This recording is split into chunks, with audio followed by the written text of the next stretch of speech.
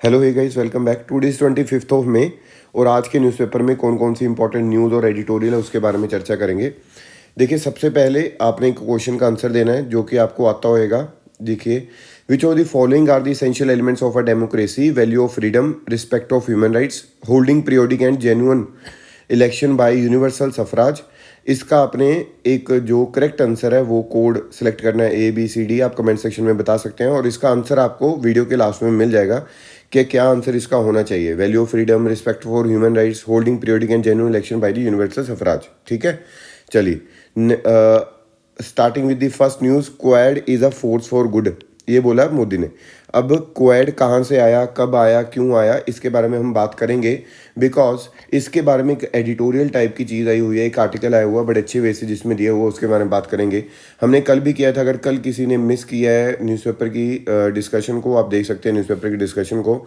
इसमें सबसे पहली चीज़ क्या है, including a maritime project that will allow the tracking of dark shipping across the Indo Pacific region. एक लॉन्च किया है सेवरल इनिशिएटिव, लेकिन उसमें से एक इनिशिएटिव कौन सा, मैरीटाइम प्रोजेक्ट, जो कि अलाउ करेगा tracking of the dark shipping across the Indo Pacific region. ठीक है, डार्क शिपिंग होती क्या है उसके बारे में बात करेंगे यहाँ पे। अगर आपको पता है तो आप बता सकते हो कमेंट सेक्शन में कि डार्क शिपिंग क्या होती है। ठीक है जी, देखिए फिर उसके बाद में ये जो लीडर्स हैं क्वेड के, उन्होंने ये भी बोला कि Indo Pacific partnership for maritime domain awareness, IPMDA है जो, वो which will build a faster, wider and more accurate maritime picture of near real time activities in the partner waters. ठीक है, तो ये जो चीज़ें आपने क्या रखनी है यहाँ पे प्रॉपर ध्यान में रखनी है। फिर हम बात करते हैं कि अगर डार्क शिपिंग की चर्चा हुई है तो डार्क शिपिंग होती क्या है। देखिए, जो वाइट शिपिंग है, पहले तो उसके बारे में बात करते हैं। वाइट शिपिंग होती क्या है?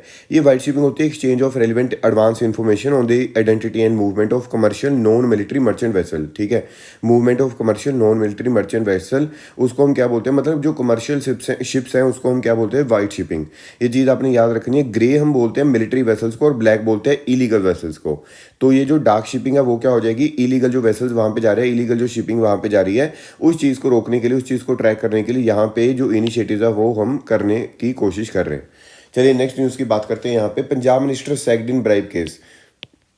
पंजाब के जो हेल्थ मिनिस्टर हैं वो ब्राइब ले रहे थे और उन्होंने वो कॉन्ट्रैक्ट करने के लिए या कोई भी चीज़ करने के लिए, यहाँ पे टेंडर पास करने के लिए क्या किया कि पहले बोलते 2% कमीशन चाहिए, लेकिन बाद में 1% कमीशन पे मान गए।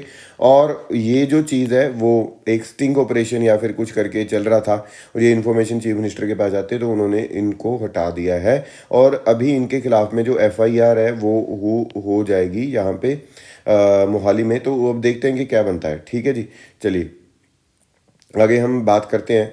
आगे क्या चीज़ है हमारे लिए यहाँ पे आज जो इम्पोर्टेंट न्यूज़ है वो है रिलेटेड टू कुतुब मीनार।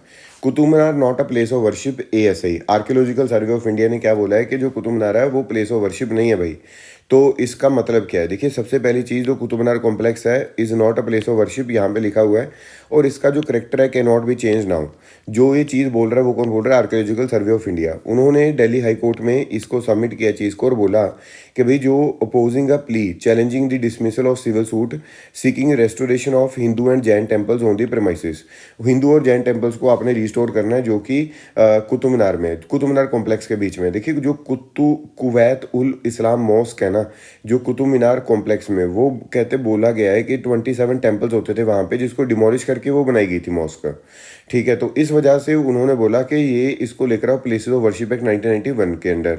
तो उसमें आपने जो चीज़ है, जो पहले का इसका करेक्टर है, उसको रिस्टोर करो, ये बात की जा रही है। ठीक है, लेकिन यहाँ पे उन्होंने साफ कर दी है ये चीज़ कि भाई ये प्लेस ऑफ वर्शिप एक्ट के अंदर नहीं आता, ये आता है हमारे किस एक्ट के अंदर, ASI के अंडर आता है। मतलब ये आता है ancient monuments and archaeological sites and remains act 1958। ठीक है, तो इस एक्ट के अंदर ये आता है, तो आप इस चीज़ को चेंज करने की बात नहीं कर सकते। So ASI however submitted the Qutub Minar complex was not a place of worship when it was first notified as a protected monument in 1914। मतलब जब इसको नोटिफाई किया गया सबसे पहली बार तो प्लेस ऑफ वर्शिप नहीं थी। तो अगर प्लेस ऑफ वर्शिप होती उस टाइम पे भी, हाँ हमने प्लेस ऑफ वर्शिप इसको डिक्लेयर किया था, फिर कुछ सोचा जा सकता था फिर भी, लेकिन अभी इसके लिए कुछ नहीं सोचा जा सकता। हम प्लेस ऑफ वर्शिप एक्ट की बात करते हैं। अगर किसी ने इसके बारे में और इन्फॉर्मेशन लेनी है प्लेस ऑफ वर्शिप एक्ट के बारे में, हमने ज्ञानवापी मॉस्क पे एक कंप्लीट वीडियो बनाया था, आप हमारे जो चैनल को खोल के वो देख सकते हैं कि ज्ञानवापी जो मॉस्क की वीडियो है वो आपको मिल जाएगी। देखिए यहाँ पे what is the places of worship act, सबसे पहली चीज़ ये जो एक्ट है वो प्रोहिबिट करता है conversion of any place of worship. ठीक है जी, conversion of place of any worship, कोई भी वर्शिप की जो प्लेस है उसको कन्वर्ट नहीं किया जाएगा। And to provide for the maintenance of the religious character of any place of worship as it existed on 15th day of August 1947। जो चीज़ 15 अगस्त 1947 को जैसे थी हमने उसको वैसे ही मानना है। अगर किसी जगह पे मॉस्क थी तो अभी उसको मॉस्क ही मान लो, अगर कोई जगह पे हमारा कोई टेम्पल था या फिर गुरुद्वारा था उसको उसी तरह से आपने मानना है भाई, उसको चेंज नहीं करना। ये चीज़ है जो वो प्लेस ऑफ वर्शिप एक्ट बताता है। लेकिन इसमें एक एग्जम्पशन थी, एग्जम्पशन क्या थी? The disputed site at Ayodhya was exempted. ठीक है, तो जो अयोध्या का डिस्प्यूट है या फिर अयोध्या साइट है उसको एग्जम्प्ट किया गया था। फिर अगर हम बात करते हैं any place of worship which is an ancient historical monument, कोई एंशियंट है या फिर कोई हिस्टोरिकल मोन्यूमेंट है और एन आर्कियोलॉजिकल साइट, वो कवर किसके जरिए हम करते हैं? Ancient monument and archaeological sites and remains act 1958। तो a suit that has finally settled or disposed of, ठीक है, any dispute that has been settled by the parties or conversion of any place that took place by accusers before the act commenced। मतलब क्या है कि कोई भी ऐसी चीज़, यहाँ पे हमने एग्जम्पशन की बात की तो पहली चीज़ तो अयोध्या डिस्प्यूट हो गया। नंबर 2 ऐसी कोई प्लेस जो कि इस एक्ट के अंदर आती है, हमारे आर्कियोलॉजिकल साइट्स रिमेन्स एक्ट के अंदर, उसको, या फिर फाइनली डिस्पोज्ड ऑफ हो चुका है, कोर्ट ने बोल दिया कि ये केस तो ख़त्म हो चुका है भाई, तो उसको नहीं आप छेड़ सकते दोबारा से। या फिर कोई ऐसा डिस्प्यूट था जो कि सेटल कर दिया पार्टीज ने खुद में, उसमें कुछ कन्वर्ट कर दिया, उसने कुछ बोल दिया कि तुम यहाँ पे मंदिर बना लो, मैं यहाँ पे मॉस्क या फिर गुरुद्वारा या जो भी यहाँ पे या फिर चर्च बनाना चाहते हैं, तो वो चीज़ अगर हो चुकी है तो वो एक्सेप्शंस है। पेनल्टी क्या होगी? सेक्शन 6 ने बोला है कि पनिशमेंट मिलेगी maximum of the 3 years imprisonment along with the fine for contravening the provisions of the act. ठीक है, तो इस चीज़ को आपने क्या करना है? प्रॉपर वे से याद रखना है। चलिए नेक्स्ट न्यूज़ की तरफ बढ़ते हैं।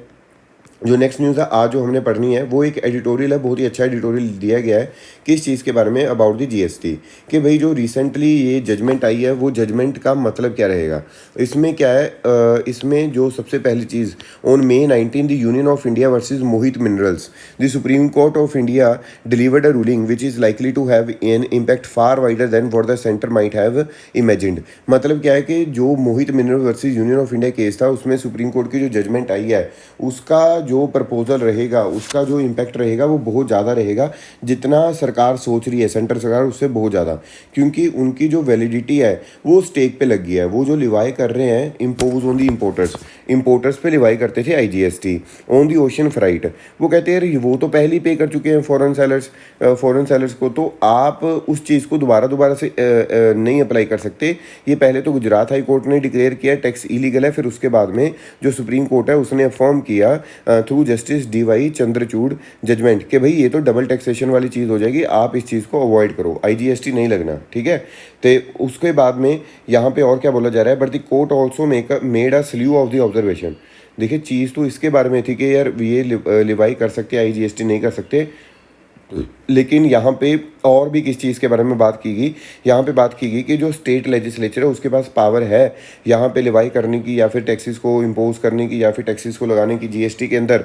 तो यहाँ पे कुछ जो हमारे पास जजमेंट आई है, जो रिकमेंडेशंस आई हैं उसके बारे में हम बात करेंगे। वो कहते हैं पार्लियामेंट और स्टेट लेजिस्लेचर दोनों के पास में उतनी इक्वल पावर है लेजिस्लेट करने के लिए ऑन दी GST, क्योंकि ये जो चीज़ कहते हैं हम बोल रहे हैं, ये चीज़ हम खुद नहीं बोल रहे, ये चीज़ तो कहाँ पर लिखी हुई है? ये चीज़ लिखी हुई है भाई कॉन्स्टिट्यूशन ऑफ इंडिया में। तो ये जो recommendation that could never be binding on a legislative body, और जो GST काउंसिल की रिकमेंडेशंस हैं वो किसी भी लेजिस्लेटिव बॉडी पे बाइंडिंग नहीं हो सकती, ये चीज़ यहाँ पे बोली जा रही है। और यहाँ पे ये भी बोला गया है as such according to the court state legislature possess the authority to deviate from any advice rendered by the GST council and to make their own laws by asserting in the process their role as equal partner in the India's federal architecture. तो वो कहते हैं कि state का जो role है India के federal architecture में वो पूरा है। ठीक है, तो इस आर्किटेक्चर में अगर पूरा रोल है उन लोगों का सबका, तो वो अगर कोई GST काउंसिल ने एडवाइस रेंडर की है उससे डिवेट हो सकते हैं, अपना कुछ बनाएगा। ठीक है, क्योंकि यहाँ पे तो कॉन्स्टिट्यूशन ने बोला है कि भाई उनके पास क्या है? इक्वल पावर है। ठीक है। एडवेंट ऑफ आर्टिकल्स में क्या है, 101 हमने कॉन्स्टिट्यूशन अमेंडमेंट किया तो हमने क्या इंट्रोड्यूस कर दिया, one nation one tax was our mantra. ठीक है, तो यहाँ पे हमारी जो स्टेट गवर्नमेंट्स थी देवर नो लॉन्गर मतलब they were no longer authority, they were no longer the authority to amend or to legislate over the GST, ठीक है, over the taxation system। तो यहाँ पे हमें ये पता चला कि फॉर एग्जांपल सेल और परचेज ऑफ गुड्स हो गया, ठीक है, लेकिन कुछ की एक्सेप्शन थी जीएसटी में कि भाई अगर आपने कोई ड्यूटी लगानी है पेट्रोलियम पे या लिकर पे वो वहाँ पे लगा सकते थे, अदरवाइज दे कांट। ठीक है, तो इसको इफेक्ट में लाने के लिए मैं आपको बता दूँ जो शेड्यूल 7 है हमारा कॉन्स्टिट्यूशन का, उसमें से कुछ एंट्रीज डिलीट करेगी, कुछ एंट्रीज नहीं डालेगी। ठीक है, तो instead of power to legislate on GST was inserted through a newly introduced, यहाँ पे आर्टिकल 246 से ये जो प्रोविजन है overall the general domain of the granted to parliament and state legislature to bring laws on various subject. तो जो power थी state legislature की वो यहाँ से ले ली गई थी। 279A आता है फिर उसके बाद में जीएसटी काउंसिल में, जिसमें जीएसटी काउंसिल में साफ तौर पे बोला जाता है कि power to make recommendations to the union and the states to several different matters. तो ये जो इंक्लूड करता है model GST law the goods and services that may be subjected to और exempted from the GST and the rate at which is to be levied in framing the manner in which the council votes are to be reckoned with the union government was granted a virtual veto. मतलब क्या है कि भाई जो भी चीज़ है recommendation है वो यूनियन स्टेट ठीक है सेवरल डिफरेंट मैटर्स पे मिलकर बनाएगा, लेकिन उसमें कितनी वोटिंग किसकी होनी है, कितनी पावर किसके पास आएगी, वो सारी की सारी वीटो डिसाइड करने की किसके पास है, सेंटर के पास है। ठीक है, मोर ओवर आर्टिकल 246 से है जो वो इंट्रोड्यूस किया गया था 101 amendment is one such close, जिसमें क्या बोला गया है कि जो प्रोविज़न प्रोवाइड्स कॉन्कोमिटेंट पावर किसको, यूनियन को भी और स्टेट को भी, किस चीज़ के लिए लेजिस्लेट करना, किस चीज़ को ऑन दी जीएसटी। तो ये डिस्क्रिमिनेट नहीं करती between two in terms of its allocation of authority. जो एलोकेशन है according to the code can not be limited by a reading article 279A which establish a GST council and which treats the council decision as recommendation। तो आपने अगर recommendation वहाँ पे word use किया है तो उसको रिकमेंडेशन की तरह ही मानो, अगर किसी ने मानना मानेगा, अगर किसी ने नहीं मानना नहीं मानेगा, लेकिन आप फोर्सफुली उसको नहीं मनवा सकते।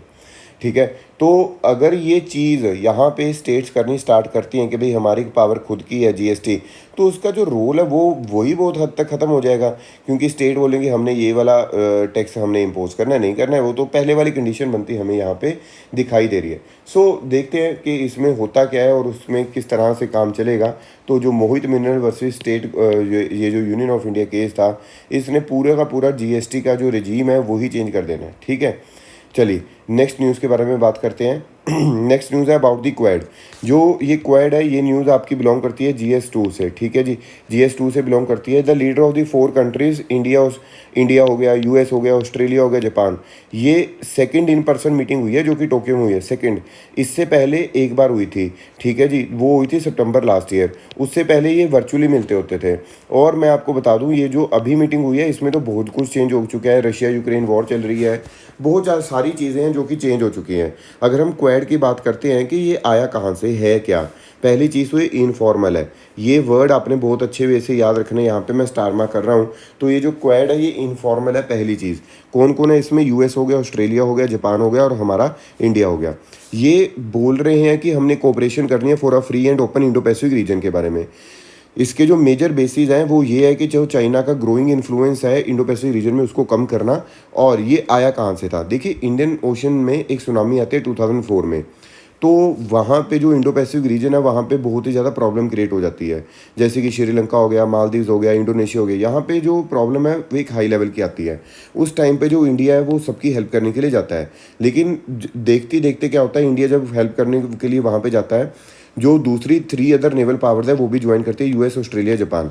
तो उस चीज़ के बाद में जो प्रेसिडेंट जॉर्ज डब्ल्यू बुश हैं उन्होंने क्या बोला कि ये कंट्रीज कोलेशन करके कोऑर्डिनेट कर सकती हैं और ये मैसिव एफर्ट इन्होंने किया है तो आगे भी काम कर सकती हैं।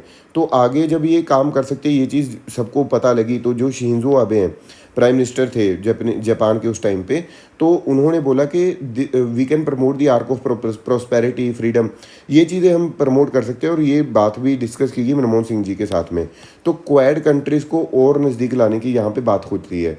लेकिन 2007 तक आते आते इसका जो मोमेंटम है वो बिल्कुल ही टूट जाता है और 2017 में ये दोबारा से इमर्ज होता है बिकॉज चाइना का ग्रोइंग इन्फ्लुएंस हो गया, डोकलाम स्टैंड ऑफ हो गया और जो लीडर्स है 4 कंट्रीज़ के, they were very much interested in the quad dialogue, जो कि इंडिया, ऑस्ट्रेलिया, जापान और यूएस है।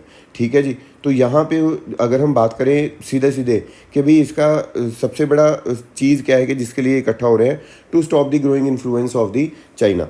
यहाँ पे अगर हम बात करते हैं इन्होंने कौन कौन से फोकस किया है, यहाँ जैसे इंडो पैसिफिक हो गया, क्लाइमेट चेंज को कॉम्बैट करना हो गया, शेयरिंग क्रिटिकल टेक्नोलॉजी हो गया, cyber security, supply chain resilience हो गया, इंफ्रास्ट्रक्चर हो गया, ये जो सारी चीज़ें यहाँ पे ये की गई हैं। और लास्टली ये जो रिसेंटली मिस्टर बिडेन ने किया, इंडो पैसिफिक इकोनॉमिक फ्रेमवर्क, जो हमने कल भी डिस्कस किया था। अगर आपने कल की वीडियो नहीं देखी तो आप कल की वीडियो भी देख सकते हैं हमारे चैनल पर जाकर। ठीक है, तो ये this is about the quad complete information, इससे ज़्यादा कुछ भी नहीं है। तो आपको और कुछ ऐसी सच यहाँ पे फोकस नहीं करना या फिर टेंशन नहीं लेनी इस चीज़ के बारे में। तो आपको आई होप यहाँ पे सारा पता चल गया होगा। देखिए आगे क्या है, the controversy around the Jagannath temple heritage corridor project. जो हेरिटेज कॉरिडोर प्रोजेक्ट है वो चल रहा था, उसको डिग करते करते हमें बहुत ही ज़्यादा पुराने लेवल की जो जैसे लाइन हो गया, ठीक है, लाइन की जो हम बोल सकते हैं स्कल्पचर मिल रहा है और वो 12th सेंचुरी जो हम बोल सकते हैं गंगा डायनेस्टी से रिलेटेड है। तो यहाँ पे कंट्रोवर्सी ये आ रही है कि जो कॉरिडोर है जगन्नाथ टेम्पल का कॉरिडोर है, क्या उसको एक अच्छे वे से प्रोटेक्ट किया गया? क्योंकि जो जगन्नाथ टेम्पल है वो है, उसको monument of national importance by the ASI declare किया गया है। मतलब क्या है, ये सेंट्रली प्रोटेक्टेड मोन्यूमेंट हो गया। और ये अमसार एक्ट जो हमने ऊपर पढ़ा था, ancient monument and archaeological site remains act के अंदर आता है, जिसमें कंस्ट्रक्शन प्रोहिबिट होती है within 100 metre periphery of a protected area. और एरिया एक्सटेंड हो जाता है जो 200 मीटर तक, उसको अराउंड द मोन्यूमेंट हम उसको बोलते हैं रेगुलेटेड एरिया। ठीक है, तो ये कंप्लीट इन्फॉर्मेशन बहुत इंपॉर्टेंट है for the prelims purpose and this article is related to GS1। ठीक है, and as well as GS2, क्योंकि एक्ट्स की बात हो रही है यहाँ पे। फिर उसके बाद में अगर हम बात करते हैं कि its construction has to be undertaken in the regulated और प्रोहिबिटेड एरिया। ठीक है, permission from the national monument authority is required. अगर फिर भी कंस्ट्रक्शन आप करना चाहते हो तो नेशनल मॉन्यूमेंट अथॉरिटी से कंस्ट्रक्शन के लिए आपको क्या लेनी पड़ेगी, यहाँ पे इजाज़त लेनी पड़ेगी। नोटेबली जो कंस्ट्रक्शन यहाँ पे डिफाइंड है, यहाँ पे कंस्ट्रक्शन आपने पब्लिक टॉयलेट, यूरिनल्स या फिर सिमिलर कन्वीनियंसेस की नहीं करनी। And it also does not include works for the supply of water, electricity और provision of similar facilities for publicity. ठीक है, तो ये चीज़ आपने यहाँ पे ध्यान रखनी है। चलिए नेक्स्ट न्यूज़ की बात करते हैं। यहाँ पे एक नई टर्म आई है जिसका नाम है ग्लास क्लिफ। ग्लास क्लिफ ये जो टर्म है हमारे काम आएगी GS1 कौन से सेक्शन में, सोसाइटी वाले सेक्शन में ये हमारे काम आती है। ठीक है जी, यहाँ पे देखिएगा जो टर्म ग्लास क्लिफ है was coined by researcher from the university of the Exeter after studying the disparity between the promotion of man and women in corporate organisation. ठीक है, promotion of man and women in corporate organisation, they found that women were more likely to be promoted to higher position when the company was performing poorly. मतलब क्या है कि women को उस time पे higher position पे पहुंचा दिया जाता है जब जो कंपनी है वो पुअर परफॉर्मेंस कर रही है। तो उस टाइम पे उन जो भी इल्ज़ाम है कि कंपनी फेल होगी या कुछ भी हो गया, वो किस पे डाल दिया जाता है, विमेन पे डाल दिया जाता है। क्योंकि फिर उसके बाद में एक स्टीरियोटाइप बना दिया जाता है कि women not being deal in the leadership positions. तो इसको हम बोलते हैं ग्लास क्लिफ। ठीक है, अच्छी टर्म है, आप यूज़ कर सकते हैं मेंस में या फिर ऐसे भी इधर उधर पूछी जा सकती है, तो आपने इस चीज़ को याद रखना है। चलिए नेक्स्ट न्यूज़ की बात करेंगे। जो सेंटर है उसने जो इम्पोर्ट ड्यूटी है उसको स्क्रैप कर दिया। इम्पोर्ट ड्यूटी का मतलब जो हम चीज़ बाहर से मंगवा रहे थे, जो इम्पोर्ट ड्यूटी हम लगाते हैं, उसको हमने क्या किया, डिक्रीज़ कर दिया या फिर स्क्रैप कर दिया। वो क्यों? क्योंकि बहुत ही ज़्यादा इन्फ्लेशन हो चुकी है सनफ्लावर ऑयल और सोयाबीन ऑयल्स के बारे में अगर हम बात करें। ठीक है जी, तो यूक्रेन है जो वो सनफ्लावर का सबसे बड़ा एक्सपोर्टर था और अभी वो कहाँ पे चल रहा है, वॉर में चल रहा है। तो उसकी जो सप्लाईज़ है उसको ऑल्टरनेटिव कोई हमें मिल नहीं रहा। तो इस वजह से कोई भी अगर कंट्री यहाँ पे करना चाह रहा है उसमें हमने इम्पोर्ट ड्यूटी क्या कर दी, मिनिमाइज़ कर दी, ताकि जो इन्फ्लेशन है वो कम होती हमें दिखाई दे। चलिए नेक्स्ट चीज़ की बात करते हैं, नेक्स्ट न्यूज़ की बात करेंगे। 60% e waste recycling likely by 2023। This article is related to GS3 environmental section. ठीक है, moreover with the GS3 of economic section also और साइंस एंड टेक्नोलॉजी ऑल्सो, जो कंज्यूमर गुड कंपनीज हैं and makers of electronics goods हैं, उन्होंने ensure करना है at least 60% of their electronic waste उसको कलेक्ट किया जाए और रिसाइकिल किया जाए बाई 2023। 2023 तक, 2023 तक इसको रिसाइकिल करना है और with the target to increase 70% and 80% in 2024-25। ठीक है जी, according to the draft notification by environment ministry made public this week. यहाँ तक अब देखिए समझ में आया। और इसमें एक और जो चीज़ यहाँ पे डाल दी गई है जिसका नाम है extended producer responsibility EPR certificates. ठीक, डन। चलिए नेक्स्ट न्यूज़ की बात करते हैं। जो नेक्स्ट न्यूज़ है जो आज हमने डिस्कस करनी है, श्रीलंका ने additional 500 million Indian loan for fuel. ठीक है जी, श्रीलंका ने ये लोन मांगा है। उसका रीज़न क्या है, जो फ्यूल प्राइसेस है वो बहुत ही ज़्यादा ऊपर जा रहे हमें दिखाई देते हैं। वहाँ पे जो Lankan LKR 289 a litre now cost LKR 400, reflecting a 38% jump. Petrol price rose from the 338 to 420 Sri Lankan rupees. ठीक है, तो इस वजह से जो है कि अगर ये महंगा होएगा तो ऑब्वियसली वो जो आगे चीज़ें हैं वो भी यहाँ पे क्या होनी स्टार्ट हो जाएंगी, प्रॉब्लम आनी स्टार्ट हो जाएंगी और भी इन्फ्लेशन इंक्रीज़ होती हमें दिखाई देगी। चलिए नेक्स्ट न्यूज़ की बात करते हैं। यहाँ पे oil at 110 a barrel not sustainable सेजपुरी के जो $110 पे बैरल मिल रहा था, ठीक है, पर बैरल मिल रहा था, it was not sustainable as the world faces an energy price crisis which is contributing to the rising global inflation. Oil prices have surged this year, went Brent crude hitting $139 a barrel in March, highest price since 2008 after Russia's invasion of Ukraine, ठीक है, exacerbated supply concerns। ठीक है जी, तो ये एक news थी and this news is also related to our GS3 economics concern. ठीक है, चलिए यहाँ पे नेक्स्ट न्यूज़ की बात करते हैं। नेक्स्ट न्यूज़ अभी इसमें और कोई भी नहीं है। आगे आने वाली अपडेट्स के लिए हमारा जो चैनल है उसको सब्सक्राइब कर सकते हैं। Thank you.